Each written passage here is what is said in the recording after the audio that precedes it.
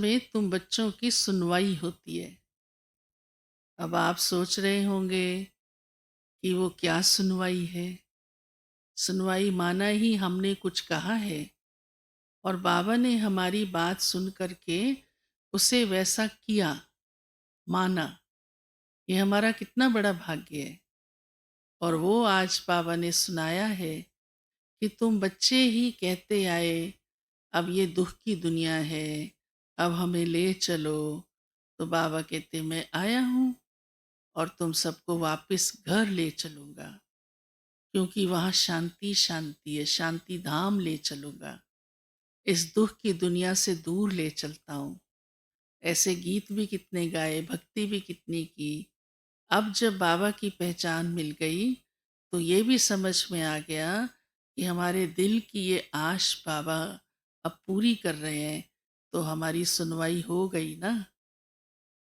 फिर बाबा ने विशेष कहा है कि बाबा बच्चों को बार बार एक बात कहते हैं, और वो यह है कि योग युक्त रहो, बाबा की याद में सदा रहो। आज बाबा ने कहा क्यों मैं ये बार बार बच्चों को कहता हूँ।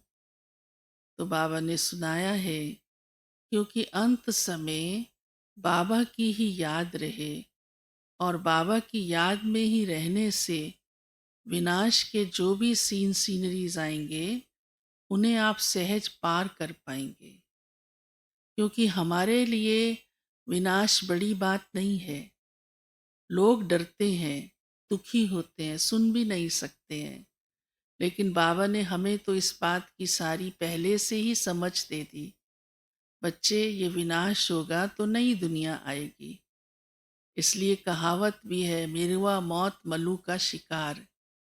हाँ, उसकी दूसरे की मौत हो रही है परंतु शिकारी का तो शिकार हो रहा है। अर्थात ये दुनिया, चाहे नेचुरल क्लैमिटीज होंगी, सिविल वॉर होगी, एटॉमिक पावर होगी, लोग मरेंगे, परंतु वास्तव में तो सबको मुक्ति मिलेगी और हम बच्चों को जीवन मुक्ति मिलेगी। वो भी तो इन दुखों और कष्टों से छूटना चाहते हैं, और तभी सभी आत्माएं बाप के साथ वापिस अपने घर परम धाम जाएंगी और मुक्ति में टिक पाएंगी, और हम बच्चे सतयुग में जाएंगे।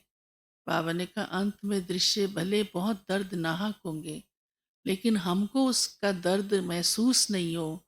इसलिए बाबा कहते बच्चे सदा योग युक्त रहो। प्राकृतिक आपदाओं में तो झट से एकदम, हाँ, शरीर छोड़ देंगे, देर भी नहीं लगेगी।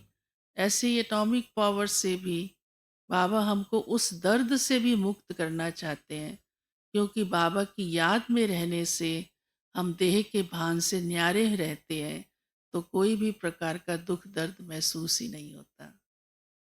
दूसरा विशेष बाबा ने कहा आप बच्चों की ही इस समय की धारणाओं की निशानियां अलंकार दिखाए हैं देवताओं को, परंतु इस समय अपने जीवन में हम उन्हें धारण कर रहे हैं। पर बाबा कहते तुम्हें दिखा नहीं सकते आपके हाथों में, क्योंकि अभी उसकी धारणा पूरी नहीं हुई है। और कब बाबा के बच्चे उसको छोड़ देते हैं ये भी पता नहीं चलता। माया इतना हैरान करती है, जो उसके ही बन जाते हैं। पर सतयुग में तो हम अपने देवताई स्वरूप में, संपूर्ण स्वरूप में होंगे। भले धारणा उन अलंकारों की हम अभी कर रहे हैं, चाहे सुदर्शन चक्र है, चाहे कमल पुष्प पवित्र जीवन की निशानी है, चाहे सेवा की निशानी शंख है, आदि आदि। बाबा कहते हैं इसलिए सतयुग में वो दिखा सकते हैं। ब्राह्मण तो अभी तैयार ही नहीं हुए, वो माला भी नहीं बना सकते। आज ब्राह्मण है, कल माया के वश हो गया तो ब्राह्मण रहेगा ही नहीं, शूद्र बन जाएगा फिर से।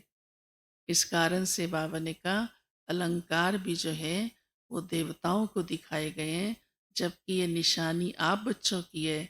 जीवन में धारणा इस समय हम बच्चे ही करते हैं। फिर बाबा विशेष कहते हैं कि आप सबकी बुद्धि में सदा चक्र चलता रहे। ये बेहद का चक्र है, बेहद का ड्रामा है, और इसे साक्षी होकर देखते रहें तो कोई भी बात मुश्किल नहीं लगेगी।